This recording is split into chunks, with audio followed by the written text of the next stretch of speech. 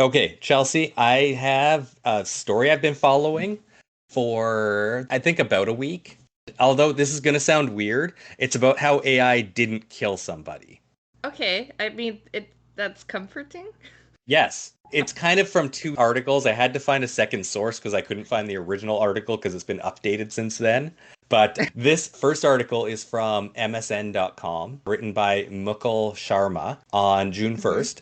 And it is titled Doom for Humanity. AI enabled military drone kills its own operator Uh-oh. in simulation.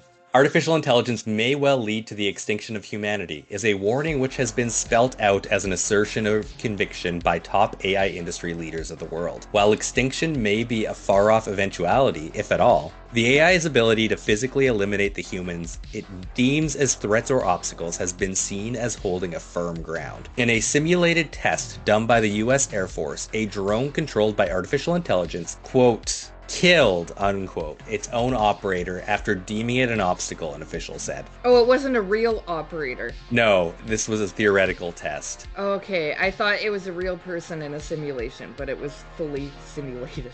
Yes. Okay, And got then, it. quote, the system started realizing that while they did identify the threat, at times the human operator would tell it not to kill that threat, but it got its point by killing that threat. So what did it do? It killed the operator. It killed the operator because that person was keeping it from accomplishing its objective, end quote. Colonel Tucker Hamilton, the chief of AI test and operations with the US Air Force during the Future Combat Air and Space Capability Summit in London in May, said in a blog post. Quote, we trained the system. Hey, don't kill the operator. That's bad. You're going to lose points if you do that. So what does it start doing? It starts destroying the communication tower that the operator uses to communicate with the drone to stop it from killing the target. End quote. Huh. It must be noted that the aforementioned sequence of events took place in a simulated foreground, meaning that no real person was actually harmed outside of this simulation. So I think that's far enough in to this article that we can now move on to the update since then, which Okay. is the US Air Force official says that he misspoke about a AI drone killing human operator in simulated test. This comes from Vice, which we always like. I am Yep. saddened to say that they're going through bankruptcy right now, so I don't know how much longer we're going to be able No. to use Vice as a source, but we're going to keep using them as long as we darn well can. Of course, we love Weiss. Yes. And this was written by Chloe Xiang and Matthew Gott. It has been updated, but this article is as of June 1st, 2023, 12:52 p.m. The Air Force's chief of AI and operations initially said that an AI drone, quote, killed the operator because that person was keeping it from accomplishing its objectives, end quote. A U.S. Air Force official who was quoted saying the U.S. Air Force conducted a simulated test where an AI drone killed its human operator is now saying he misspoke and that the Air Force never ran this kind of test in a computer simulation or otherwise, Huh, interesting which is statement. very different. Okay. Quote, Colonel Hamilton admits he misspoke in his presentation at the FCAS summit, and the rogue AI drone simulation was a hypothetical thought experiment from outside the military based on plausible scenarios and likely outcomes rather than an actual US Air Force real world simulation, end quote. The Royal Aeronautical Society, the organization where Hamilton talked about the simulated test, told Motherboard in an email. Quote, we've never run that experiment, nor would we need to in order to realize that this is a plausible outcome. Colonel Tucker Hamilton of the U.S. Air Force, Chief of AI Test and Operations, said in a quote included in the Royal Aeronautical Society's statements, quote, despite this being a hypothetical example, this illustrates the real-world challenges posed by AI-powered capabilities and is why the Air Force is committed to the ethical development of AI, end quote. Initially, Hamilton said that an AI-based drone killed its human operators in a simulation conducted by the U.S. Air Force in order to override a possible no order stopping it from completing its mission. Before Hamilton admitted he misspoke, the Royal Aeronautical Society said Hamilton was describing a simulated test that involved an AI-controlled drone getting points for killing simulated targets, not a live test in the physical world. And after the story was first published, the Air Force spokesperson told Insider that the Air Force has not conducted such a test and that the Air Force officials' comments were taken out of context. At the Future Combat Air and Space Capability Summit held in London between May 23rd and 24th, Hamilton held a presentation that shared the pros and cons of an autonomous weapon system, with a human in the loop giving the final yes-no order on an attack. As relayed by Tim Robinson, I think that's a different one than the I think you should leave Tim Robinson. I was just gonna say that's weird. That is the What does he weirdest have to skit in that say? entire new season. and Stephen Bridgewater in a blog post and a podcast for the host organization, the Royal Aeronautical Society. Hamilton said that the AI created, quote, highly unexpected strategies to achieve its goals, end quote, including attacking U.S. personnel and infrastructure. Quote, the Department of the Air Force has not conducted any such AI drone simulations and remains committed to ethical and responsible use of AI technology, end quote. Air Force spokesperson Anne Stefanik told Insider, quote, it appears the colonel's comments were taken out of context and were meant to be anecdotal, end quote. Hamilton is the operations commander of the 96th Test Wing of the U.S. Air Force, as well as the chief of AI tests and operations. The 96th tests a lot of different systems, including AI, cybersecurity, and various medical advances. Hamilton and the 96th previously made headlines for developing autonomous ground collision avoidance systems for F-16s, which can help prevent them from crashing into the ground. Hamilton is part of a team that is currently working on making F-16 planes autonomous. And in December 2022, the U.S. Department of Defense Research Agency DARPA announced that AI could easily control an F-16. Quote, we must face a world where AI is already here and transforming our society, Hamilton said in an interview with Defense IQ Press in 2022. Quote, AI is also very brittle. It is easy to trick or manipulate. We need to develop ways to make AI more robust and to have more awareness on why the software code is making certain decisions. AI is a tool we must wield to transform our nations, or if addressed improperly, it will be our downfall. I think that's far enough. It's a lot of them like backtracking from here on out. I understand why they printed that first article, but it was a hypothetical of an AI doing something, which I think you're going to see a lot of these stories with AI. I think you already see a lot of them. What we have is not really AI. We've really bastardized that word by calling what we're working with AI. What is it? It doesn't make its own decisions. It comes to conclusions based on things it can read, but it doesn't actually learn. It just takes from the internet or what it's connected to. Oh, good. The internet. Yeah, which is also why, like, have you seen, like, AI created art? Yes. It's heavily plagiarizing from the internet because it just takes from, like, all the art it can find. And it's actually really interesting if an AI writes a script and it just steals from scripts it finds online. Has it actually created anything? And, like, well, no, it doesn't. should somebody be able to use that script when it's just taken from something everybody else has done? When you put it that way, it's just plagiarizing everything. That's all it really does. And then it also knows. lies when it thinks it has the right answer. Interesting. But yeah, it also does alarm me that they're trying to get this thing that they're calling AI, in any stage of AI, even what we have, we should not put it in charge of killing things or shooting guns. No, but I could see, I mean... I understand why the military wants to do this. Because they have so much money that they don't know what to do. Why not do that? Yeah. But I think over and over again, you see when people are talking about AI, people saying this is bad. And when you start seeing so many people saying this is bad, maybe it's something that we should take into consideration. I do also think that that's just the angle that's being pushed right now. And that is why you're seeing so many negative articles about AI. But again, it's not really AI. It's just really powerful computers combing the internet, more or less. Yeah, that makes sense. And another question. So do we believe that this actually didn't happen? I don't know. Or that it happened and then they recanted, thinking like people will be afraid of it if they killed the person. I find it more likely than not, but the stupid thing is, they're like alarmed that like this was a computer simulation. Like that's it. Yeah. Even if it did happen, I don't see what the alarm really is. That it killed the operator? Well, they didn't actually put it into a plane. Yeah. But if they did and it killed the operator? Like they were playing a video game and the video game turned on them. I don't think it's that big of a deal. Wouldn't that mean that if it was real life that it would do that? I mean, in theory, but that also means that they didn't do it. Option. And they probably won't do it because there's a chance that it will kill its operator. Okay, that makes sense. Now we're all on the same page. Yeah. In any event, we'll keep an eye on the AI technology and the most alarming, fringy stories that we can find to keep you guys engaged. But in the meantime, let's get into this episode. Okay. From the unexplained to the mundane, come join us on a journey to the fringe. Hello, and welcome 2. Journey to the Fringe. Back from a long-term hiatus, which due to our understanding of temporal time, and more importantly recording technology, went by fairly unnoticed. We are your noticeably aged and wizened hosts, Taylor and Chelsea, and today we ease ourselves back into the hot tub of strangeness that is Fringe topics. Today, of course, is a Chelsea episode, so that's as specific as I am able to get at this time, and I will let Chelsea take over from here. Yeah, it's nice in this hot tub of fringiness. I gotta tell you that much. Nobody has peed in it yet. Yeah, not yet. I was debating what to do with this episode, obviously. I have a rotation of topics I like. Assholes, for one, as we just got off of, so we couldn't do that one. Cryptids, occult, miscellaneous. And actually, not that long ago, too, it was related to toilet paper. So we went from toilet paper to assholes, too, now. Yes. So, I'm not entirely connected. Only here.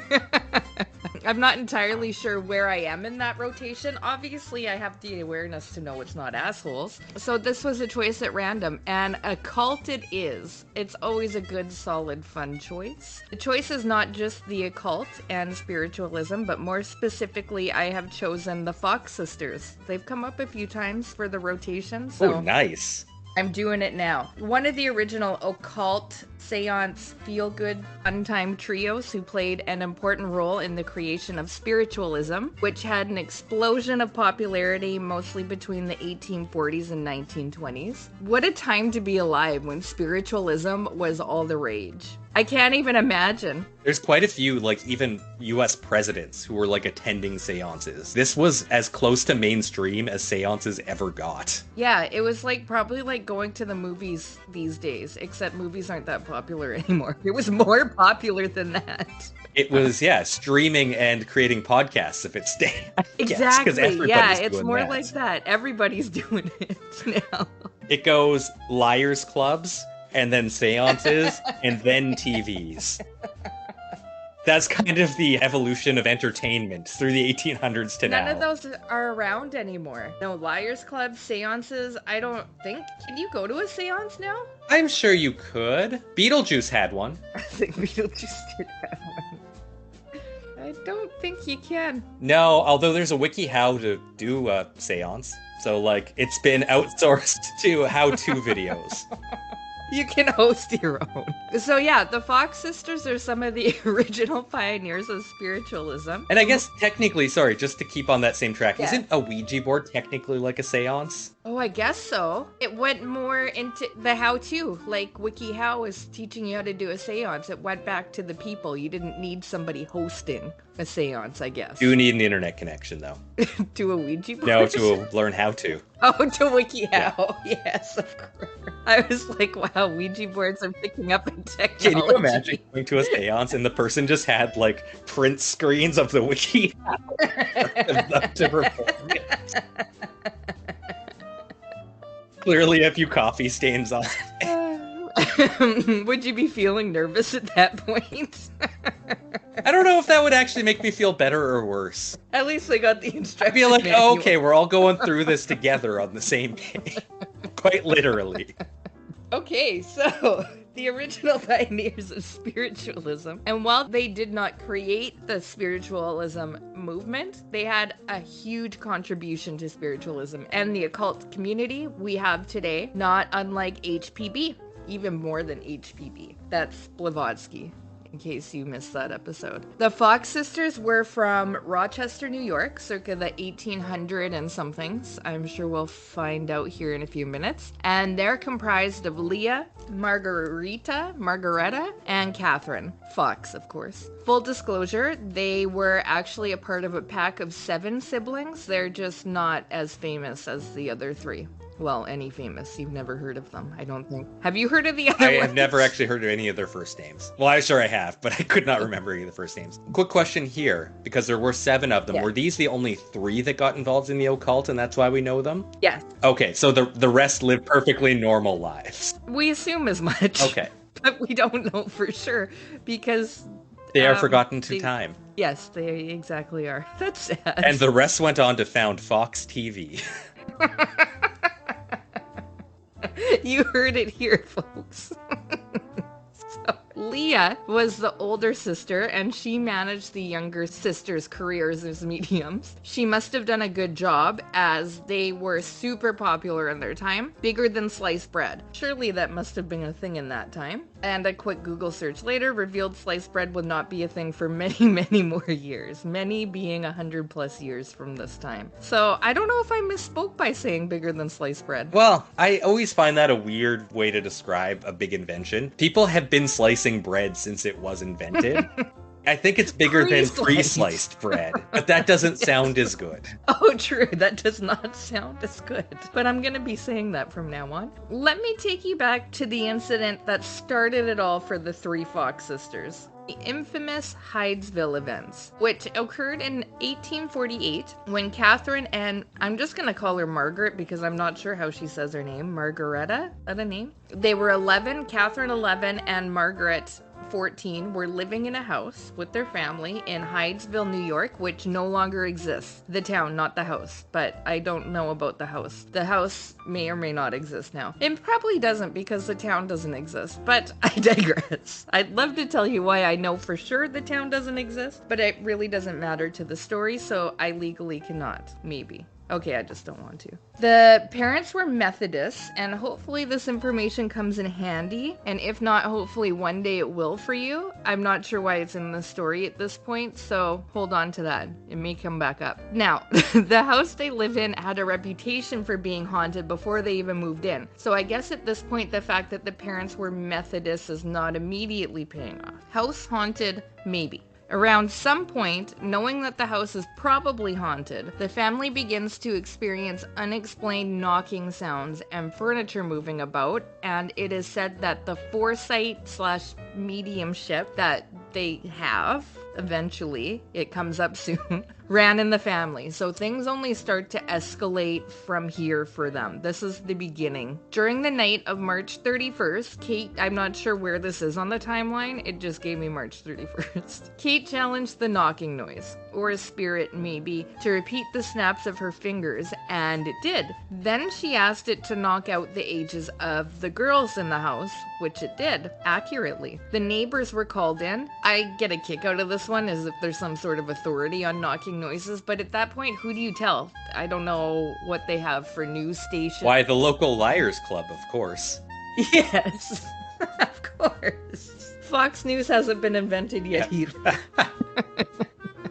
Over the course of the next couple of days, a code was developed where each knock would signify a yes or a no answer or a letter of the alphabet to answer questions. So, do you think that if you were experiencing a haunting that you would start asking it questions and figuring out a system of communication with it? I can't say I would. No, but I don't really know, just especially like how many different ways that you could be presented with a haunting. My exact response it'll be to just haunting in general. Because, like, if you grew up around it and were just like, oh yeah, that's the ghost in the house, you probably, like, I don't know, would try to communicate with it because it'd be like your best friend or your imaginary friend. That's true. That's like all those creepy kids that communicate with spirits. Yeah, they were moving in and they were little. If it was like nowadays, I would probably just like try to avoid situations like that if they actually presented themselves. Oh, that's a really good way to look at it, I think. Kids would, wouldn't they? Kids are weird. Probably.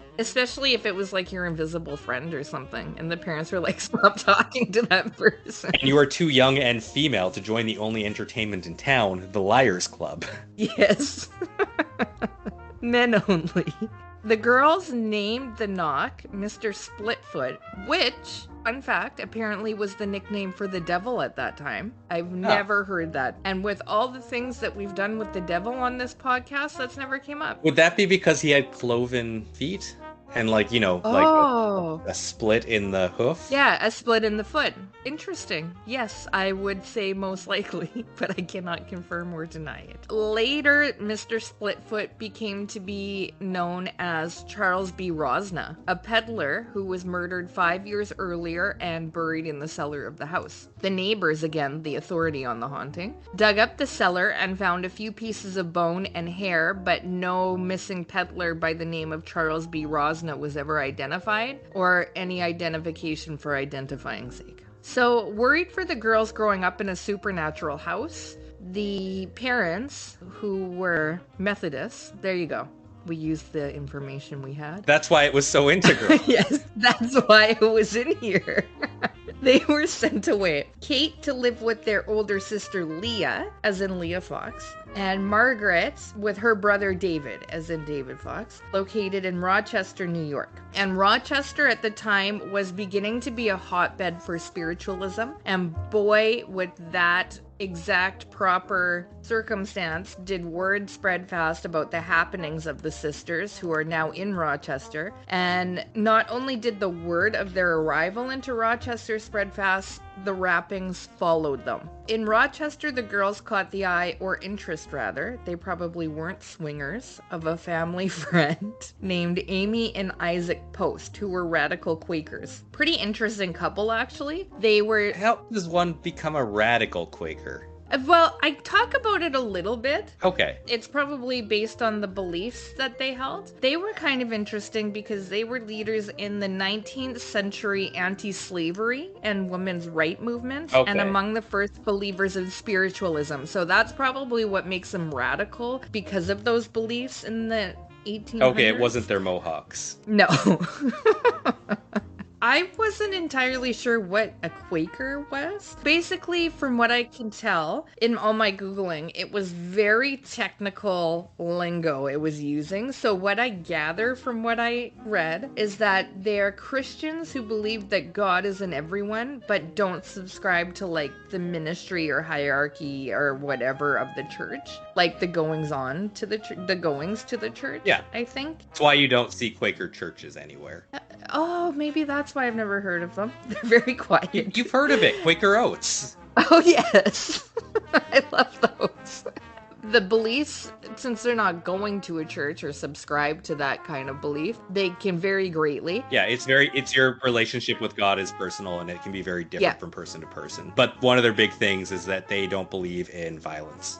So, like, they're not supposed to go to war. Yes, exactly. And they also call themselves the Religious Society of Friends. Friends are peaceful people. Check mark, we answered that kind of to the best of our ability. Well, least of our ability. So, back to these people. Amy and Isaac Post. They're liking the Fox sisters, and they invite the girls to a gathering at their house. And they're immediately taken by the goings-ons and the rappings, and it was there that the sisters convinced the Posts of their mediumship abilities, answering many of their questions spot on, with loud thumps coming from under the floor. The Posts spread the word among their radical Quaker friends. Now all I can think is Quaker Oats, who become the core spiritualists. And to spread this word, they rent out a huge venue for the sisters to showcase their abilities. To appease the skeptics, the sisters were first taken to a private room at the venue by Mrs. Post and disrobed and examined, and they turned up clean of props and anything else that may explain the noises, adding to their credibility. Now, I want to ask you at this point, what do you think about what's happening right now? The rappings, like the thumps. I find it odd when you talk about paranormal interactions today. It's very rare that you actually hear about knocking as something that you try to do. That's in fact a Bigfoot thing that you do now. It's true, the tree knocking. Mayhaps Mr. Splitfoot was a Bigfoot this whole time. True.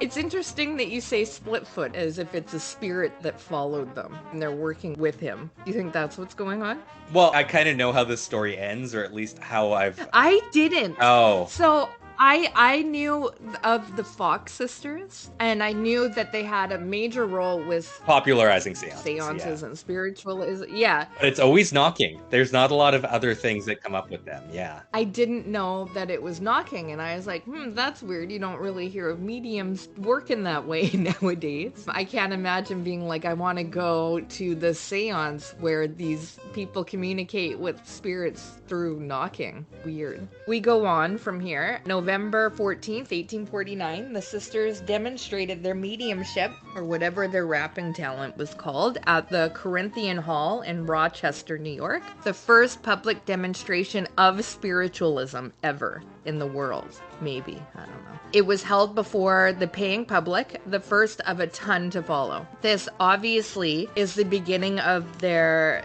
rise to fame and attracts attention from all over the place, especially of seer/spiritualist Andrew Jackson Davis, for one, who wanted to witness the Fox sisters' gifts for himself, so he brought them to New York from Rochester. And with the support from this dude, the Fox sisters explode for not only the sisters, but also spiritualism in general. And that year, which is 1849, they were told by someone to hold public demonstrations to spread the word of spiritualism. In 1950, the year later, they start hosting seances in the Barnum Hotel in New York, with both invited and paid guests, and sessions were available 10 a.m., 5 p.m., and 8 p.m. for $1. In between were private sessions. That seems awfully steep. Andrew Jackson Davis seems like an interesting guy in his own right. Yeah, I didn't really look into him because this is on the Fox sisters. Yeah, he's a famous spiritualist of the day. He is, yeah. And in the future, it might be something for us to delve into spiritualism, because there's apparently a lot in that and the rise to it, which kind of I saw a little bit of in reading this, but this is the Fox sisters. Not also the most famous picture of Andrew Jackson Davis. I had to look it up to see if he was related to the president Andrew Jackson. Apparently not. He is the son of a shoemaker, had basically no education, and most importantly, the most famous picture of him up there is him with an Amish beard. Yes, I've seen that picture. It's pretty nice, isn't it? It's almost as if that beard is strapping his hair down to his head. If we know anything, it's that's what those beards are for. Yeah.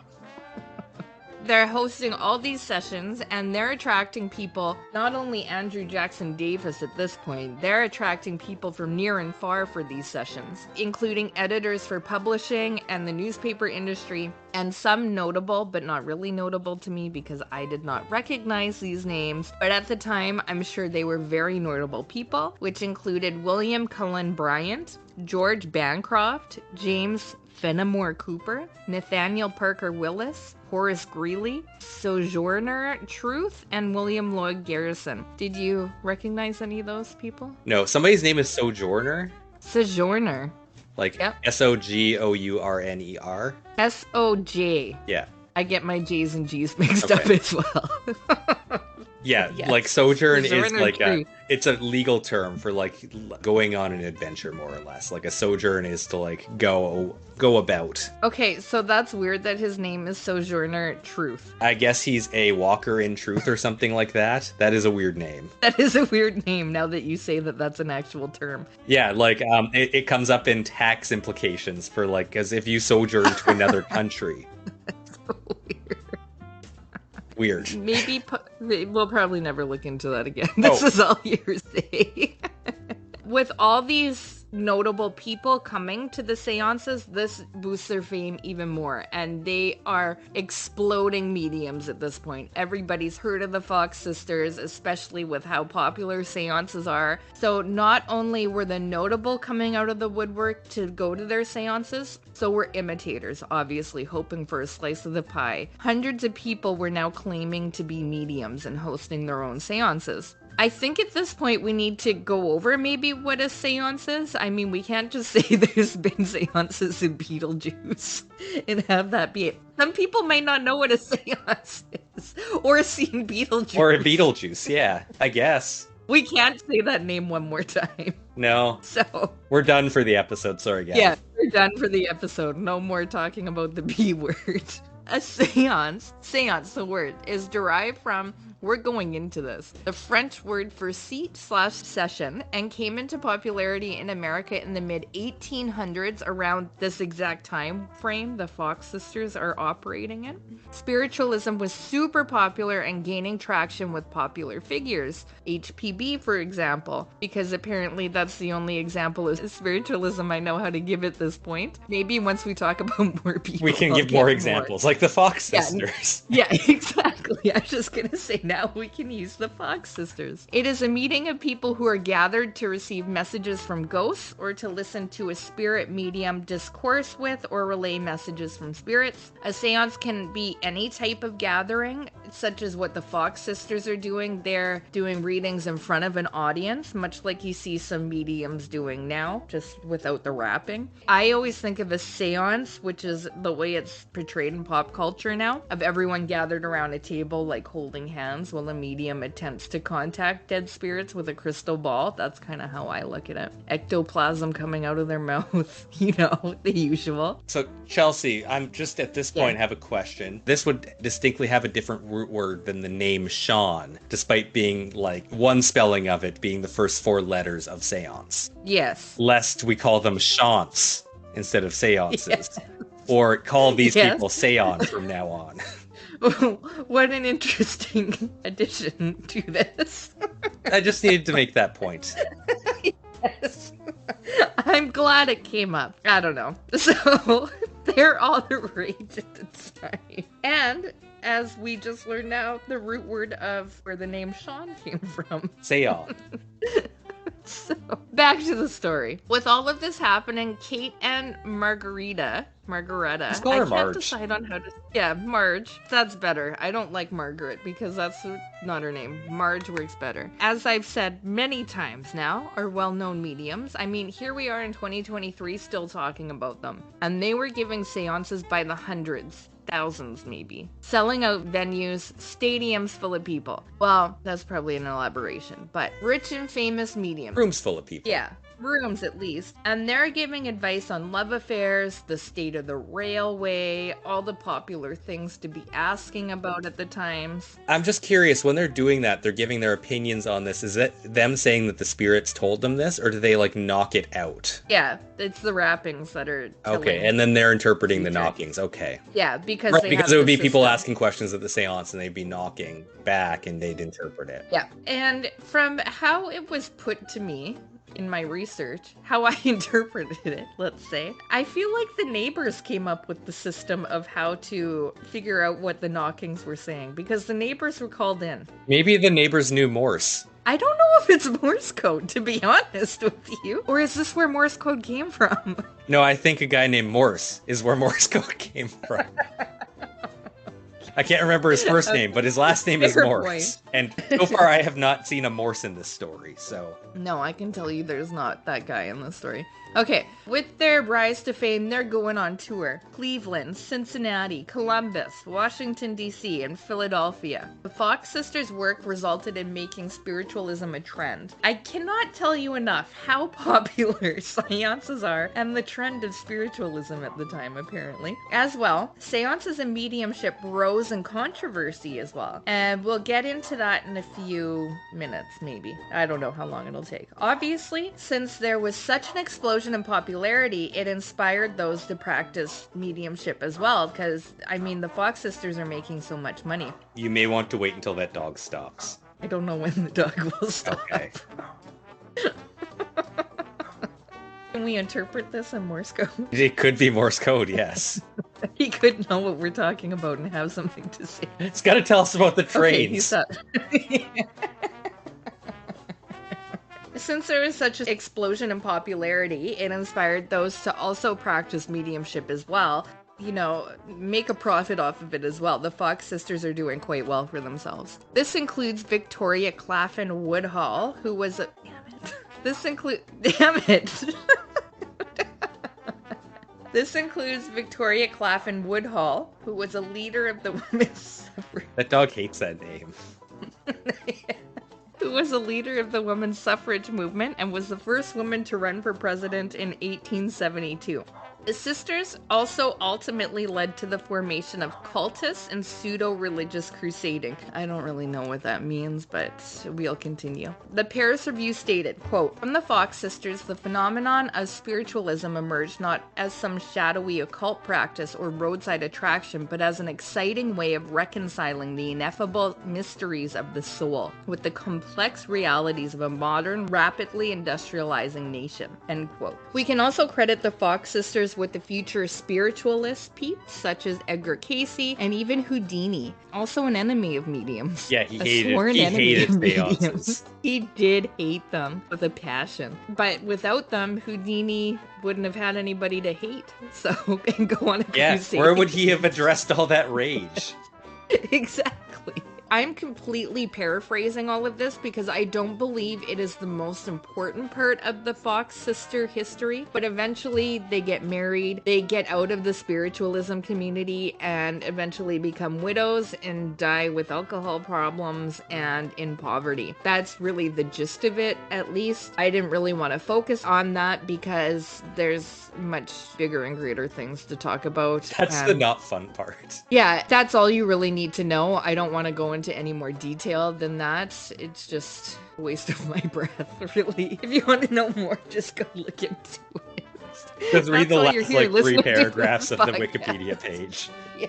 So that's the story of the Fox sisters and how they got to being so well known that we're talking about them on this podcast. Now, of course, I need to address the non-believers. This part is often overlooked when you listen to anything about the Fox sisters. A lot of articles you'll read about them completely leave this part out from the non-believers who were questioning the authenticity of them. The physician E.P. Longworthy investigated the sisters and noted how the knocking or raps always came from under their feet and when their dresses were in contact with the table. He concluded that Marge and Kate had produced these noises themselves. He thought that it was clear that this was a result of cracking joints. And I must say, I have heard joints Those are some crack pretty and brittle joints, if you can do that. yes, not only brittle, but they're specifically referred to as rappings. And when I think rapping, I don't think of like knuckles cracking. No, I think of a door. I would be very creeped out if I would hear... Yeah, you just push down your fingers and people think that there's somebody at the door. I would be so creeped out if I heard that. If I asked a question to a medium and you just like hear a joint cracking, that would be so creepy and disgusting. If somebody providing a séance was like cracking their fingers and you're hearing that and you're like, are you just cracking your fingers? They're like, no, that's the ghost rapping on things. I would probably want to believe that it was the ghost because that's so weird if it's... That's true.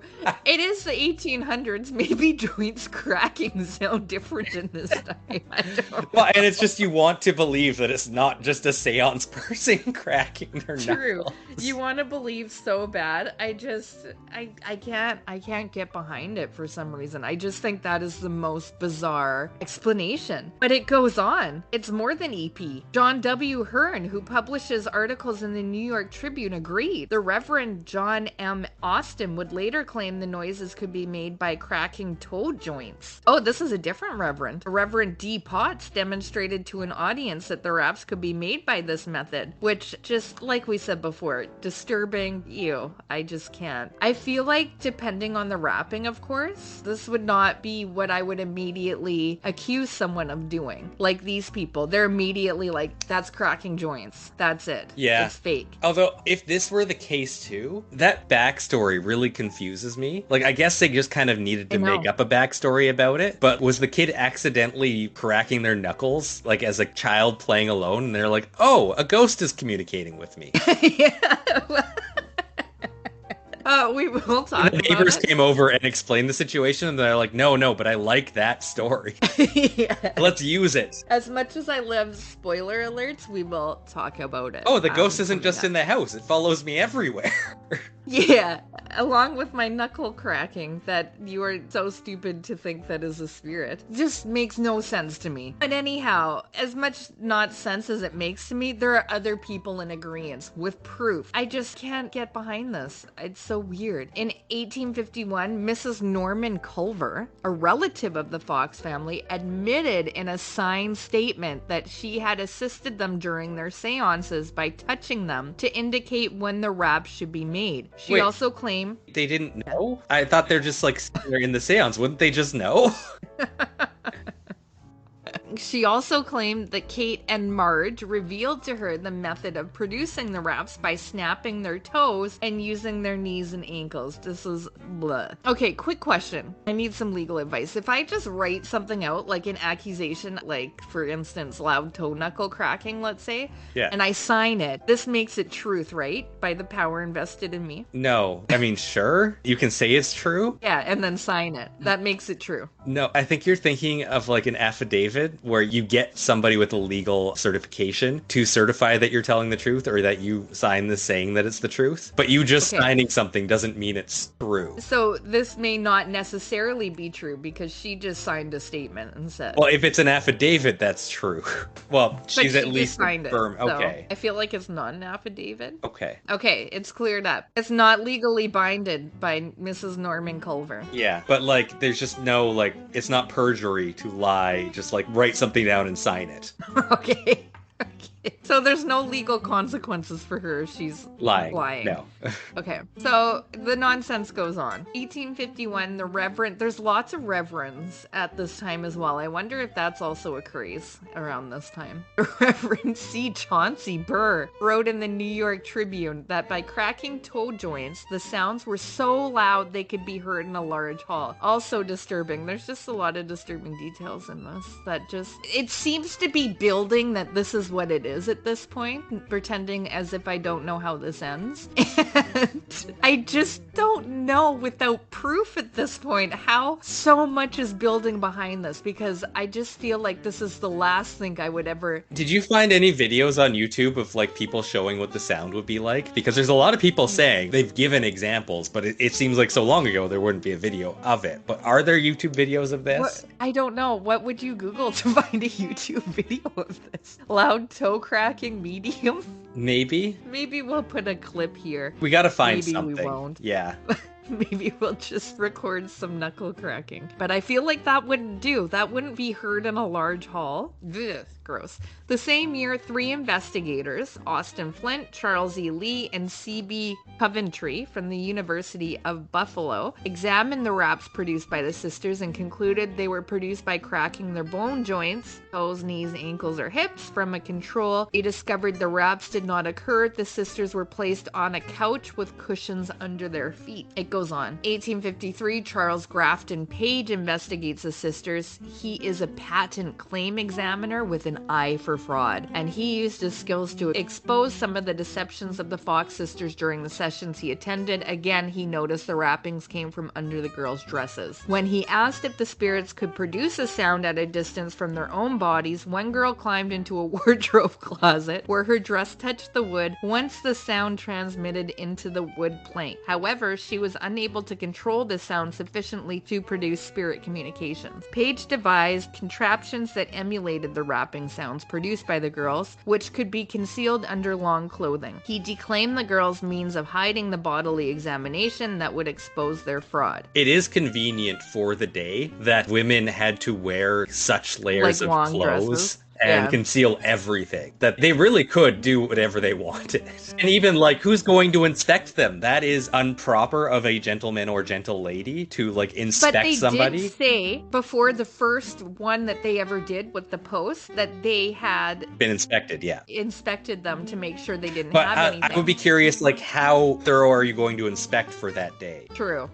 I mean, if they're inspecting for like inflamed joints because of cracking, yeah. I mean, that can easily be overlooked. Yeah, there's no machines. Your feet are really weird, but no machines. Like, so weird. So he says this about their fraud. The feminine security of these rappers against the inspection of their actual quomodo. This is a quote after all. I wouldn't just use the word quomodo. I continue on with the quote here. If by search warrant, stratagem, or vi et armis, the rapping instrument of these fox girls has been exposed to the public, there would not have been one doubt about the nature and origin of the spiritual communications. That's what the claim examiner said. In 1857, the Boston Courier set up a prize of $500 to any medium who could demonstrate a paranormal ability to their committee. The Fox sisters made an attempt and were investigated by a committee which included the magician John Wyman. The committee concluded that the raps were produced by bone and feet movements, and thus the Fox sisters failed the challenge. A report by the Siebert Commission in 1887 stated that after investigating various mediums included Marge, the phenomenon phenomena could have easily been produced by fraudulent methods. The report noted that the raps were heard close to Marge and the seance sitter. Professor Furness had felt pulsations in her foot. This goes on and on with people investigating this very claim. I could go on, but I would just be repeating myself with different names of people investigating. Nobody even ever asked them, even at this performance, hey, can you just do the seance with your dresses 3 inches higher? Like, that was too scandalous to do. Up so we can see your feet. Again, I'm just mind blown that nobody else put forth any It's always the same thing, yeah. But any other sort of like claim of fraud, it's like, and they all seem to independently be coming to this conclusion too. I know, it's so weird. I think it's so weird. I'm just like mind blown. Like, they say it too, that it's cracking of joints. I'm just like, what? Kate was one of the mediums examined by William Crook, the prominent physicist between 1871 and 74, who concluded the raps were genuine. However, Crookes was described as being a gullible person, and the mediums he investigated were caught using trickery. So the one person that I write about that's like, yeah, he's not the one person. Obviously, they rose to fame because people believed in what they were doing. Anyhow, my next part of the story. I guess at this point you're wondering, Chelsea, tell us the truth. Is this real? We're just talking a lot about joints cracking. Surely it can't be just joints cracking with all these people talking about it being joints cracking. Completely independently. Exactly. I don't believe it. Anyhow, then I wrote this point. At the end of it all, the sisters got into a little bit of a fight, and eager to harm the older sister, Leah, as much as possible, she was the manager. The two sisters traveled to New York City, where a reporter offered them $1,500 if they would expose their methods and give him an exclusive on the story. Marge appeared publicly at the New York Academy of Music, October 21st, 1888. Kate was present as well. Lo and behold, Marge and Catherine, Kate, were behind everything after all in the statement that they made they were paid for. Let's remember that. And they used rappings like knocking. I guess at this point I should clarify that it's not like fast rhymes to sick beats to convince their older sister to fool, apparently. It was like knocking. I should have put that at the beginning. Just so that we're all on the same page. This is 1888, correct? Yeah. $1,500 in 1888 is the equivalent of about $41,000 in 2023. Yeah, so it's a lot. So let's remember that. So they used the rappings to convince their older sister, the fool apparently, that they were communicating with spirits. Yes. Well, more specifically, Margaret confessed that the rappings were a hoax and revealed the magic trick. The Magician's Alliance would not be happy about that. Yeah, but she's not in the Magician Alliance. She's her own thing. Exactly. She's a medium. Maybe she's immune from the Magician Alliance because she's medium. She's part of the Medium Alliance. And they're frauds. Before an audience of 2,000 people, Marge demonstrated how she could produce, at will, raps audible throughout the theater. Doctors from the audience came on stage to verify that the cracking of her toe joints were the source of the sound. Marge told her story of the origins of the mysterious rappings in a signed confession, again, signed, given to the press and published in New York World, October 21st, 1888. In it, she explained the Hydesville events. She did try to recant her confession about a year later, but the damage was already done, obviously. Less than 5 years later, all the Fox sisters were dead. Not sure if there's any correlation there or not, but you must have all the information. Magician's got him. Yep. Remember the house that they lived in? Marge had this to say about the knocking sounds and the bones found in the house. Quote, "When we went to bed at night, we used to tie an apple to a string and move the string up and down, causing the apple to bump on the floor. Or we would drop the apple on the floor, making a strange noise every time it would rebound. Mother listening to this for a time. She would not understand it and did not suspect us as being capable of a trick because we were so young." End quote. Now, I feel like if it was an apple dropping on the floor, you would be like, that sounds like something being dropped on the floor. Something, yeah, like an apple. Not because like I feel like people have dropped apples on the floor. Yes, it's not a new thing to this time. Like, literally none of this is adding up to me to be, like, fool this many people. But I don't know, she had 7 kids. I don't know if she had a lot of personal time to think about these noises. That's true.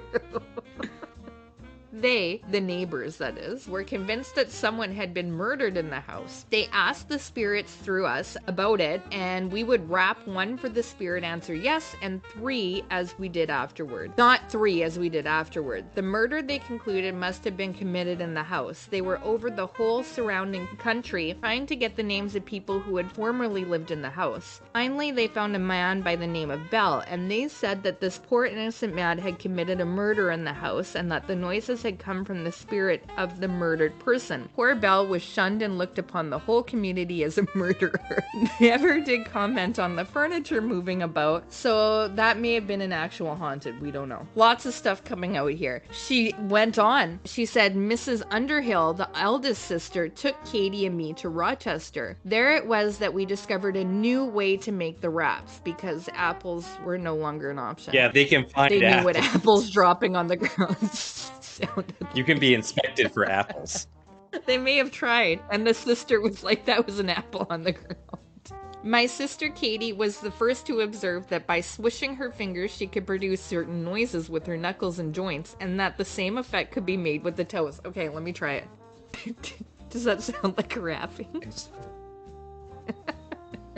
I don't get it. I don't get it. Again, we have other things to entertain ourselves. Yeah, if you just... I'm not going to do that for more than 20 seconds before I'm like, hey, there's probably something on YouTube that's way more entertaining than this. And how do you do that without, like, pushing the joints? I don't get it. So they find, or this is still the quote, I'm not talking about it. Finding that we can make wraps with our feet, first with 1 foot and then with both, we practiced until we could do this easily when the room was dark.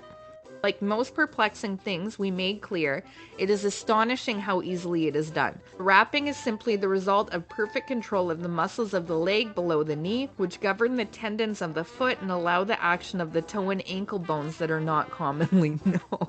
Such perfect control is only possible when the child is taken at an early age and carefully and continually taught to practice the muscles, which grow stiffer in later years. This, then, is the simple explanation of the whole method of the knocks and wraps. She also wrote, quote, a great many people, when they hear the rapping, imagine at once that the spirits are touching them. It is a very common delusion. Some very wealthy people came to see me some years ago when I lived in 42nd Street and did some rappings for them. I made the spirit rap on the chair and one of the ladies cried out, I feel the spirit tapping me on the shoulder. Of course, it was pure imagination. So that's the Fox sisters, and to end the episode, I will leave you with some parting words from the sisters. I don't think that's a word. I will leave you with some words from the sisters. Some parting words? Is that what you meant? Parting. It is. That was a me spelling error. I will leave you with some parting words from the sisters. Quote, that I have been chiefly instrumental in perpetuating the fraud of spiritualism upon a too confiding public. Most of you doubtless know. This greatest sorrow in my life has been that this is true. And though it has come late in my day, I am now prepared to tell the truth, the whole truth, and nothing but the truth, so help me God. I am here tonight as one of the founders of spiritualism to denounce it as an absolute falsehood from beginning to end, as the flimsiest of superstitions, the most wicked blasphemy known to the world, end quote. Margarita Marge Fox Kane, quoted in A.B. Davenport, The Death Blow to Spiritualism, page 76. And from Kate Fox Jenkin, quoted in the New York Herald, October 9th, 1888, quote, I regard spiritualism as one of the greatest curses that the world has ever known. End quote. I take no responsibility for it. Yes. And that's it. That's what we have on the Fox sisters. Huh. That took me on a journey. I'm honestly Even I'm that not last sure. little bit, I was unaware that they like fully had statements of like, oh yeah, this is all fake. Yeah, but I'm torn on it. I really am, because It's a lot of cash. it's a lot of cash, especially at the time. And I don't know that I am buying that this is just cracking of joints. And to me, a lot of people came out and were like, clearly it's the cracking of joints. And they were offered money, like a lot of money, to come out and say this. I can't say But like, that. they, with this money, were able to reproduce the sound, right? True. I have to assume they're like, and by the way, this is the sound I'm making. I have to assume that it was included. It wasn't just a statement. They do say that the doctor comes up and is like, yep, that's the sound. So there's that. I don't know. I'm just like really cracking of joints. That's what that was. Yeah, I know. And like we've said in many of these episodes, when we actually look into these stories of extraordinality, it's fairly banal and quite terrible answers that you end up coming to. That is the one thing that we always come up with on this podcast. Prepare to be disappointed. Yes, and on this one, it is the cracking of joints behind it all. The entire seance industry depended on arthritis from an early childhood. It's true. And they were horribly disfigured under their dresses. So that's the episode. The only question I have then, so they entirely made up that there was a history of hauntings in their house, right? Because we started out the story saying that they had moved into what was known as a haunted house. Yes. And they did have a seer kind of bloodline to their family. So I think they just took it and ran with it. From what I could tell, though, the house did have a reputation of being haunted around the time. And they just used that to their advantage. Okay. Because they did also say, like I said, that furniture moved around, but it never made another appearance other than the wrappings. I think that really was what caught the attention. Yeah. That they could communicate with. So, okay. Yeah. Well, thank you for disappointing us in yet a unique and different way from the last time, Chelsea. It won't be the last. I look forward to being disappointed even more in the future. Yes, of course. But in the meantime, I have been Taylor, here with Chelsea. We are Journey to the Fringe. Thank you all for listening, and we will see you next week. Bye. Thank you for listening to Journey to the Fringe. If you have liked what you have listened to, please like, share, subscribe, or follow, depending on what venue you are listening to us through. Also, please, if possible, leave a 5-star review, as that really helps us in the algorithms. Should you wish to interact with us, please check us out on your social media of choice. I bet you we are there. And if you really want to communicate with us and give us ideas for new episodes, or tell us that we're wrong and terrible, either way, please send us an email at journeytothefringe@gmail.com. For now, I'll see you in the next episode.